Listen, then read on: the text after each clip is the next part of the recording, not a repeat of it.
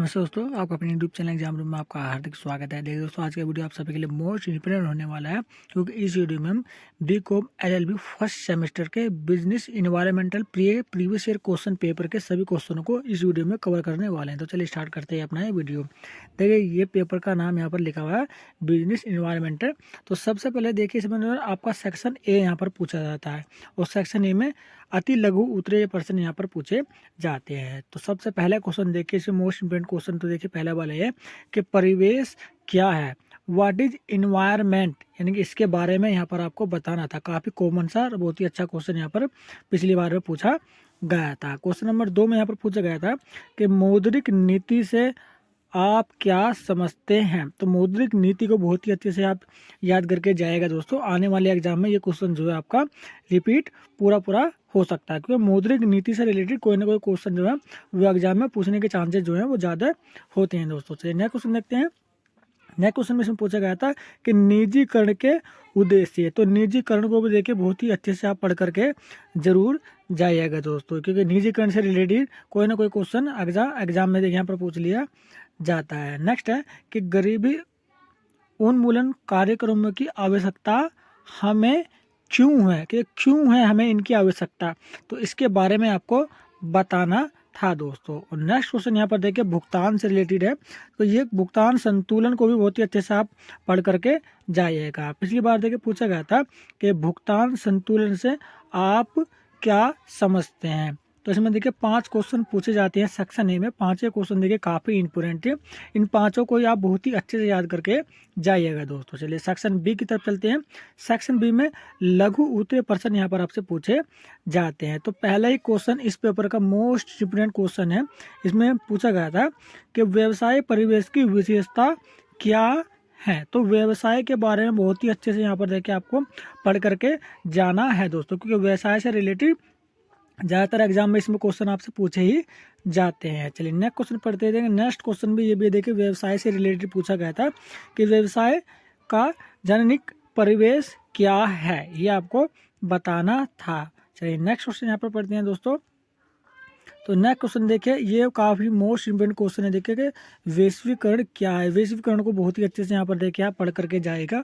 एक ना एक एग्जाम में क्वेश्चन आपको 100% इसमें से देखने को मिलेगा। एग्जाम में पूछा गया था कि वैश्वीकरण क्या है और कंपनियां वैश्विक क्यों हो रही हैं, ये भी आपसे पूछा गया था। प्लीज इसमें पूछा गया था कि वैश्वीकरण की प्रकटीकरण किस प्रकार से आपका हो रहा है, विवेचना यहाँ पर आपको करनी थी। तो वैश्वीकरण को देखिए आप बहुत ही अच्छे से आपको पढ़ के जाइए। एग्जाम में क्वेश्चन जो है पूछे जाने के पूरे चांसेस हैं। देखिए दोस्तों, बीकॉम एलएलबी फर्स्ट सेमेस्टर में जितने भी पेपर आपके आने वाले एग्जाम में देखिए होने वाले हैं, उनके प्रीवियस ईयर के जो क्वेश्चन के जो पेपर के वीडियो हैं वो अपने यूट्यूब चैनल एग्जाम रूम पर मैं एक के बाद एक सभी वीडियो देके अपलोड करने वाला हूँ। तो वीडियो को आपको लाइक और चैनल को सब्सक्राइब जरूर कर लीजिएगा, ताकि आने वाले वीडियो का जो नोटिफिकेशन है वो आपको सबसे पहले मिल जाए। यदि आप इन क्वेश्चनों को आधार मानकर अपनी तैयारी करते हैं तो आप 100% यहाँ पर देखिए पास हो जाएंगे दोस्तों।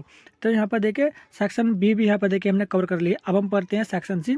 और सेक्शन सी में क्या होता है कि लॉन्ग आंसर टाइप क्वेश्चन यहाँ पर आपसे पूछे जाते हैं। तो लॉन्ग आंसर टाइप का देखिए सबसे पहला ही क्वेश्चन यहाँ पर देखिए उदारीकरण से रिलेटेड पूछा गया था, और उदारीकरण को भी आपको अच्छे से पढ़ कर जाना है। उदारीकरण से भी यहाँ पर आपसे एग्जाम में क्वेश्चन आपका पूछा ही जाता है। तो पिछली बार क्वेश्चन में पूछा गया था कि उदारीकरण से आप क्या समझते हैं, और भारतीय अर्थव्यवस्था में उदारीकरण की प्रमुख विशेषताओं तथा उद्देश्यों का यहाँ पर आपको वर्णन करना था। तो मोस्ट वेरी इंपॉर्टेंट क्वेश्चन यहाँ पर देखिए इसे आप लगा लीजिए।